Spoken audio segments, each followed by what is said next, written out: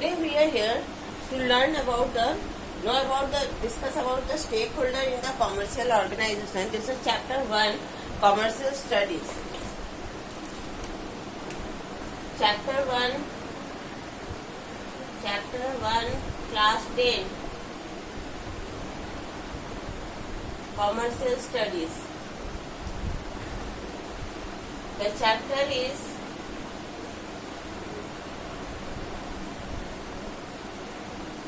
stakeholders of commercial organization. Stake means an interest or expected benefit. तो here हम लोग इसको समझ सकते हैं इस तरह से, जो स्टेक की वजह से हो रहा है, मीनिंग ऑल इंडिविजुअल और group of institution have a stake in functioning and performance of an organisation. जो फंक्शनिंग और परफॉर्मेंस के से उनको बेनिफिट होगा. तो यहाँ पे स्टेक होल्डर्स कौन हो गए? आज एक फर्म चल रहा है, बिजनेस चल रहा है, तो उस समय क्या होता है कि उससे हम लोग बहुत सारे लोग बेनिफिटेड होते हैं. तो इसमें कौन कौन से लोग हम लोग डायरेक्टली और इनडायरेक्टली बेनिफिटेड होंगे? पहला तो स्टेक कौन किसका है? मालिक का. हाँ, तो हम लोग यहाँ पे क्या बोलेंगे? A person is said to be an stakeholder when that person has an interest in the organisation. तो हम लोग क्या बोलेंगे? A person who have an interest in functioning of an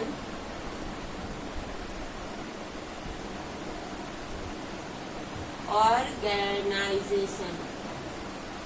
तो हम लोग यहाँ पे बोल सकते हैं कौन कौन जिसको भी एक तो पर्सन जिसको बेनिफिट है, इंटरेस्ट है फंक्शनिंग ऑफ एन ऑर्गेनाइजेशन, वो जो फंक्शन कर रहा है उसी से ही हम लोग को फायदा हो रहा है. स्टेक होल्डर है both positive and negative impact on the commercial organisation. In the positive side से holder provide the necessary resources and support to business. A business enterprise get finance, labor, raw material, machinery, etc. by the stakeholders. The form of stakeholder, the sales and distribution is also from. अब आप लोग इसमें ये मत confuse हो जाना stake holder और share holder. Stake holder वो होते हैं जिनको फंक्शनिंग से फायदा होता है. जैसे कि मेरा ये यूट्यूब चैनल अगर चलेगा तो इससे क्या क्या किसको किसको बेनिफिट होगा? पहले तो मुझे बेनिफिट होगा क्योंकि इससे मेरे को पैसा मिलेगा. सेकंड थिंग, आप लोग जो मेरा क्लासेस देख रहे हैं उनको भी कुछ ना कुछ फायदा होगा. तो इससे आप भी स्टेक होल्डर हो गए. यूट्यूब को भी इससे फायदा होगा, वो भी क्या है? स्टेक होल्डर है. जो गूगल है उसको भी कुछ फायदा होगा क्योंकि वो जब हम लोग कोई स्टेक होल्डर और बिजनेस ऑर्गेनाइजेशन खोजेंगे तो वो उसमें मेरा चैनल दिखाएगा और उसको थोड़ा सा उसके लिए पैसा मिलेगा. इंटरनेट सर्विस प्रोवाइडर को भी इससे बेनिफिट मिलेगा क्योंकि उसको इंटरनेट चलाने के लिए पैसा मिल रहा है. अब यहाँ पे क्या हो रहा है? अब मैं अपने फोन से ये यूट्यूब वीडियो शूट कर रही हूँ तो फोन वाले को भी इससे बेनिफिट होगा क्योंकि फोन का पैसा उसको मिलेगा. फोन मेरा खराब हो जाएगा, हम नया खरीदेंगे. इसके लिए मैं बहुत सारी लाइट्स लगा रही हूँ तो लाइट्स के लिए इलेक्ट्रिसिटी कंपनी को पैसा मिलेगा. ये सबको इनडायरेक्टली पैसा मिल रहा है. अब मैं उसके लिए जब अपना यूट्यूब चैनल बना रही हूँ तो उसके लिए मेरे को क्या हो रहा है? एक व्हाइट बोर्ड लगा. इससे क्या हो रहा है? व्हाइट बोर्ड बनाने वाले को भी बेनिफिट मिल रहा है, ये पेन बनाने वाले को भी बेनिफिट मिल रहा है. मैं कुछ नोट्स बना रही हूँ उसके लिए कॉपी वाले को भी बेनिफिट मिल रहा है. कुछ किताबों को यूज कर रही हूँ उससे किताब वालों को भी बेनिफिट मिल रहा है. कॉपी में लिख रही हूँ उसके लिए कॉपी से वाले को मिल रहा है. पेन से लिखती हूँ पेन वाले को मिल रहा है. स्टेशनरी का एंड अदर बहुत सारे जो लोग हैं उनको बेनिफिट्स मिल रहे हैं. अब अगर हम इनडायरेक्टली बोले तो वो जो पैसा है मैं उसको जो अर्न कर रही हूँ उसको मैं कहीं ना कहीं खर्च करूंगी. खाना खरीदूंगी अपने लिए, तो खाना खरीदूंगी तो जो ग्रोसरी शॉप वाला है उसको भी बेनिफिट मिलेगा उससे वजह से. सेकेंड, मैं अपने लिए कुछ नौकर चाकर रखूंगी जो मेरे हेल्प करेंगे तो उनको भी इससे बेनिफिट मिलेगा. तो इस तरह से हम बोल सकते हैं कि ये सारे लोग हम एक यूट्यूब चैनल चला रहे हैं, इससे उनको बेनिफिट मिल रहा है.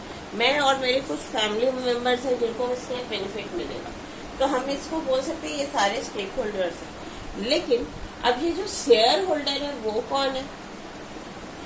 देखो, स्टेक होल्डर हो गए जिनको कुछ ना कुछ बेनिफिट्स मिलेगा। हाँ, अब हम लोग शेयर होल्डर के बारे में पढ़ते हैं, इसको रहने देखते हैं। यहाँ पे शेयर होल्डर यही पे लिखते हैं।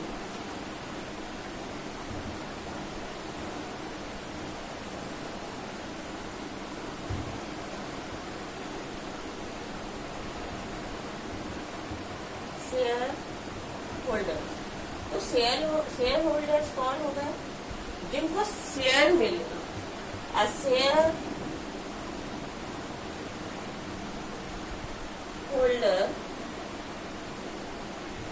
holder is one who get a share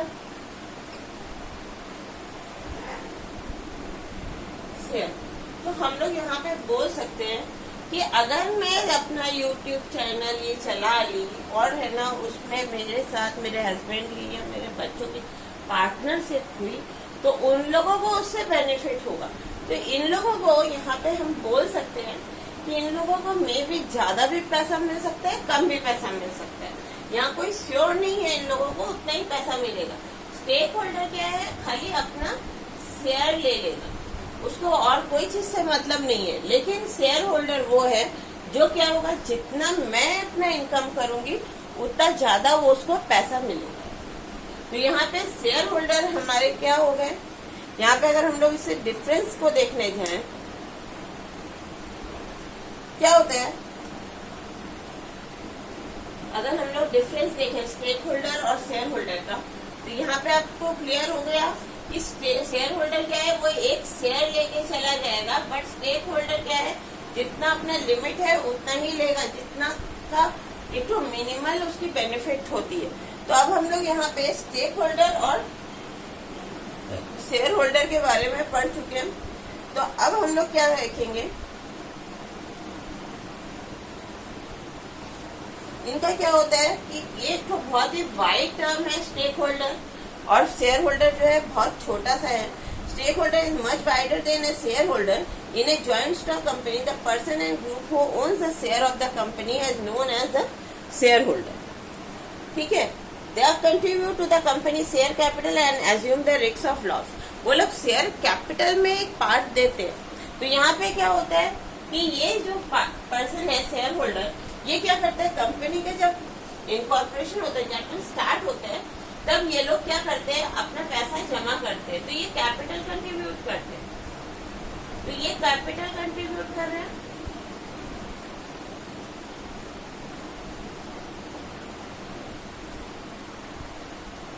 contribute कर रहे हैं, बट स्टेक होल्डर ये जरूरी नहीं है कि कैपिटल ही करे, वो अपना लेबर भी कर सकता है, अपना कोई भी थिंग भी प्रोवाइड कर सकता है। तो यहाँ पे क्या हो रहा है, रिस्क ऑफ लॉस रहता है। The addition shareholder, the customer, creditor, employ, government also have their stake in their company, they are called stakeholder. The shareholder is out of the several stakeholder. तो यहाँ पे हम लोग एक major difference stakeholder और shareholder में बोल सकते हैं।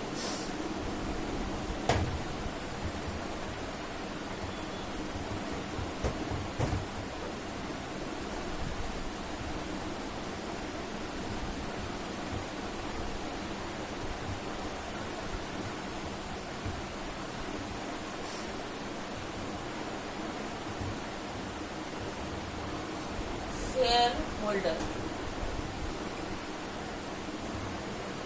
और stake holder.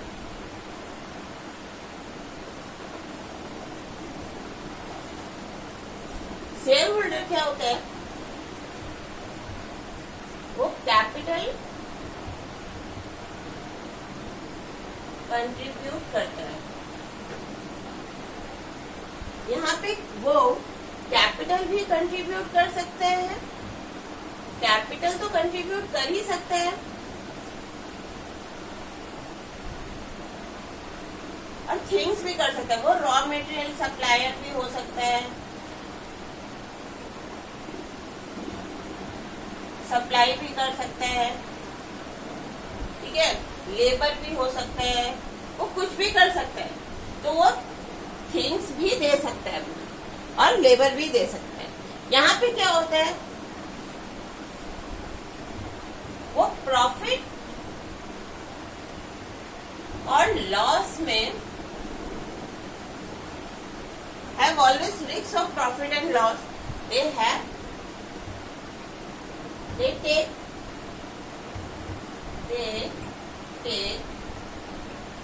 risks of profit और लॉस। यहाँ पे क्या होगा, अगर ये कंपनी चलेगी तभी इनको बेनिफिट होगा, अदरवाइज ये वो नहीं प्रॉफिट होगा। तो यहाँ पे हम लोग इसमें बोल सकते हैं कि ये प्रॉफिट और लॉस का तो होता है, बाकी अदर बेनिफिट्स भी मिलते हैं, इनको अदर बेनिफिट्स भी मिलता है। अब अगर हम बोले शेयर होल्डर जो है वो ऑल्सो है स्टेक होल्डर, यहाँ पे हम लोग एक टर्म यूज कर सकते हैं, ऑल स्टेक होल्डर्स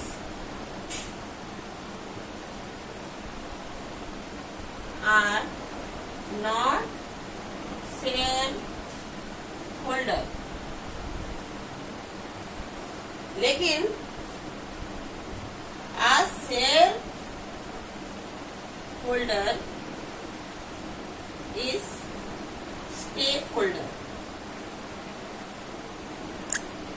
तो ये जो शेयर होल्डर है ये क्या है, एक स्टेक होल्डर है, जिसको क्या होता है, कंपनी से ऑलवेज बेनिफिट मिलती है। तो क्या है, अगर हम लोग यहाँ पे बोले क्या स्टेक होल्डर और कस्टमर दोनों एक हैं, क्योंकि कंपनी चलेगी, उसको कुछ प्रोडक्ट मिलेगा, तो यहाँ पे क्या होगा, उसको प्रॉफिट होगा। तो यहाँ पे क्या है, हम लोग स्टेक होल्डर और कस्टमर का डिफरेंस देख लेते हैं।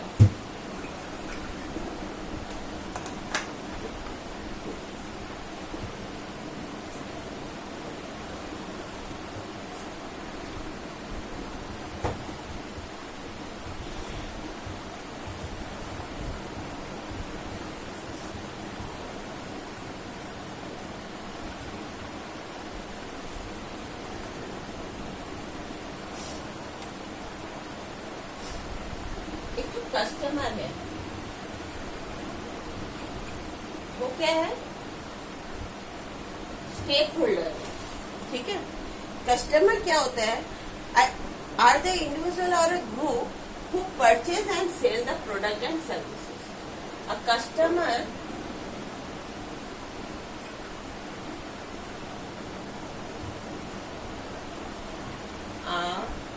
Individual and who purchase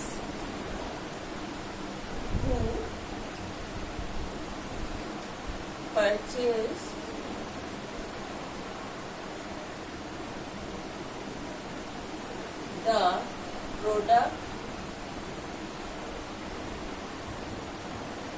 of a business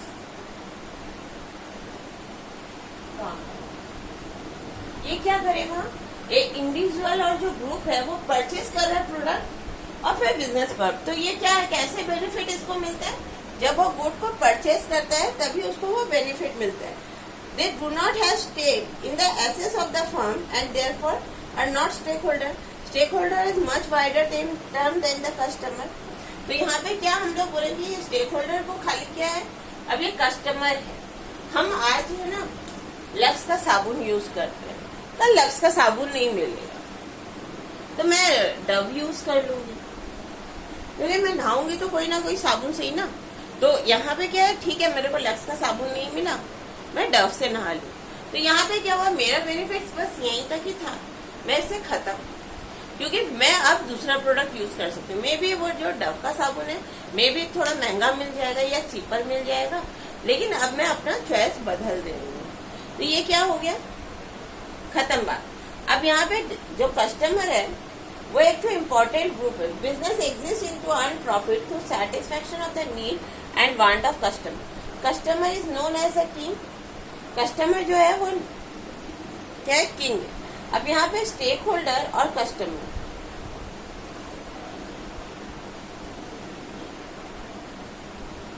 अब अगर हम लोग यहाँ पे स्टेक के लिए बोले कि कस्टमर को क्या चीज का स्टेक है, तो यहाँ पे फाइनेंशियल स्टेक अगर हम लोग देखें, फर्स्ट है फाइनेंशियल स्टेक।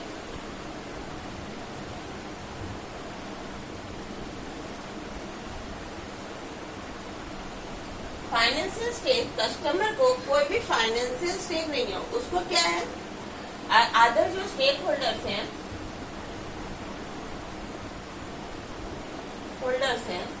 और यहाँ पे कस्टमर है।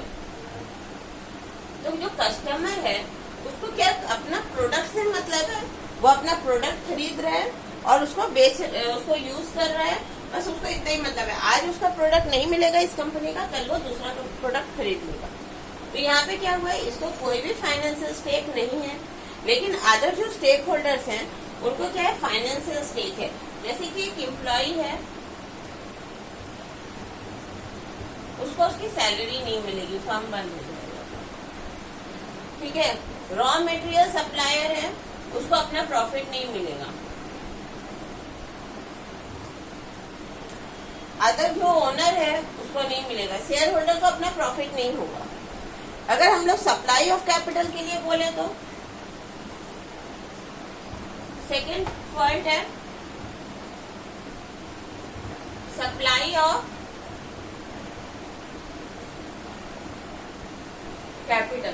तो ये जो कस्टमर है ये सप्लाई नहीं करता, ये क्या करेगा, सीधा प्रोडक्ट खरीदेगा, उससे जो होगा पैसा आ रहा है वो स्टेक होल्डर यूज कर सकते हैं, बट अदरवाइज वो कोई कैपिटल सप्लाई नहीं करता है। तो at the starting of the business इसका कोई भी काम नहीं है इस कस्टमर का। हाँ, ये जब प्रोडक्ट बन जाएगा तब भी उससे रहेगा। लेकिन जो ओनर है वो क्या करता है, शेयर होल्डर जो है वो शेयर खरीदता है, कैपिटल सप्लाई करता है। ओनर जो है वो अपना क्या करता है, पैसा देता है। रॉ मटेरियल सप्लायर अपना क्रेडिट में देता है गुड्स। एंटरप्रेन्योर क्या करता है,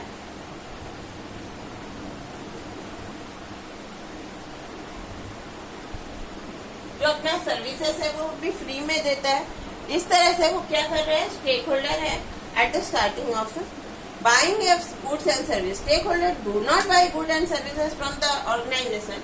Stakeholder buying of goods and services.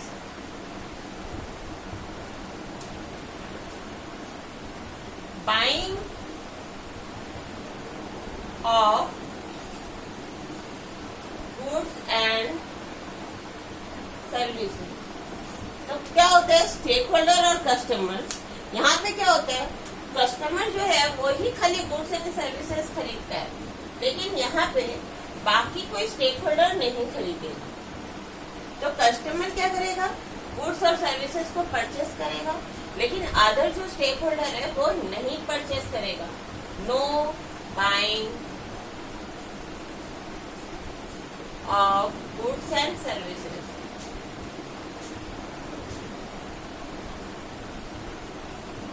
ठीक है। दूसरा चीज हो रहा है रिस्क टेकिंग। रिस्क टेकिंग में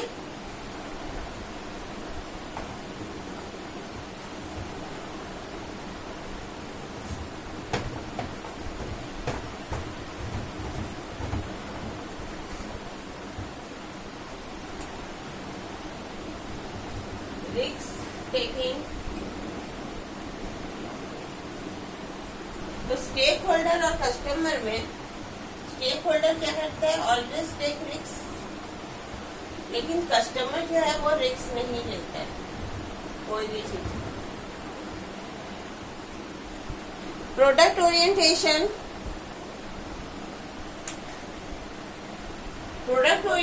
दैट मीन्स प्रोडक्ट जो है, प्रोडक्ट ओरिएंटेशन अगर हम लोग बोले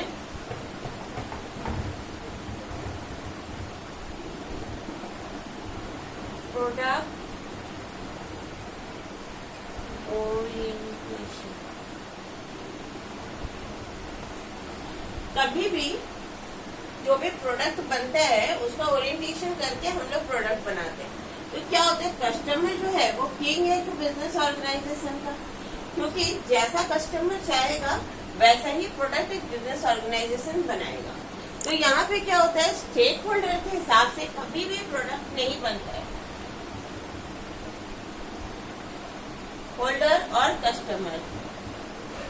तो यहाँ पे हम लोग बोलेंगे कि एक स्टेक होल्डर जो है वो कभी भी अपने चॉइस के हिसाब से प्रोडक्ट नहीं बनाता है, वो क्या करता है, कस्टमर का जो टेस्ट एंड प्रेफरेंस है उस हिसाब से प्रोडक्ट बनता है। तो कस्टमर क्या चाहता है, जैसे कि पहले के दिनों में बच्चे लोग जो चॉकलेट्स वगैरह खाते थे ना, वो कैसा होता था, बच्चे मिठाइयाँ खाते थे और टॉफियाँ खाते थे जो चीनी से बनती थी, शुगर बॉल्स वगैरह खाते थे। आजकल क्या हुआ है, बच्चों का टेस्ट अलग हो गया, वो क्या करते हैं, कैडबरीज या किटकैट या फिर मतलब वेफर टाइप की चीजें खाते हैं, बिस्किट्स वगैरह खाते हैं। तो क्या हो रहा है, आजकल उसी तरह का चीजों का प्रोडक्शन हो रहा है, मिठाइयों का प्रोडक्शन कम हो गया है। तो मिठाइयाँ जो है वो कस्टमर के हिसाब से बनती हैं, जो भी हम लोग स्वीट्स या स्नैक्स खाते हैं वो कस्टमर के हिसाब से पहनते हैं, फैशन के हिसाब से कपड़े सिलाए जाते हैं और उसी वही स्टेक होल्डर्स भी यूज कर बनाएंगे, तब भी उनको प्रॉफिट होगा, अदरवाइज उनको प्रॉफिट नहीं होगा। मार्केट ओरिएंटेशन,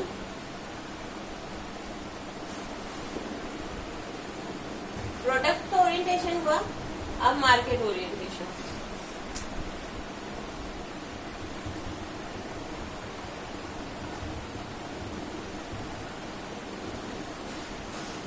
स्टेक होल्डर्स कभी भी मार्केट ओरिएंटेशन की जरूरत नहीं होती है, not necessary for satisfaction of market.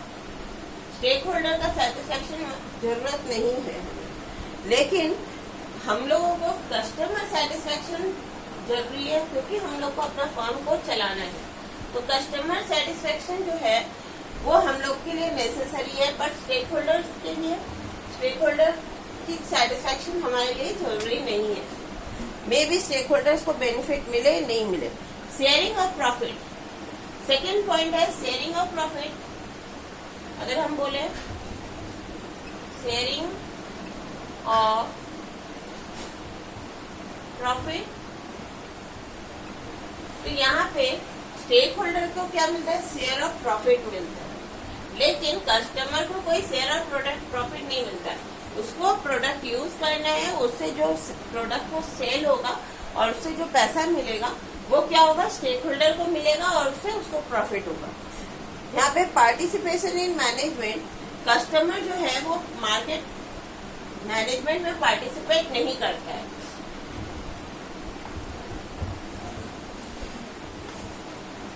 Participation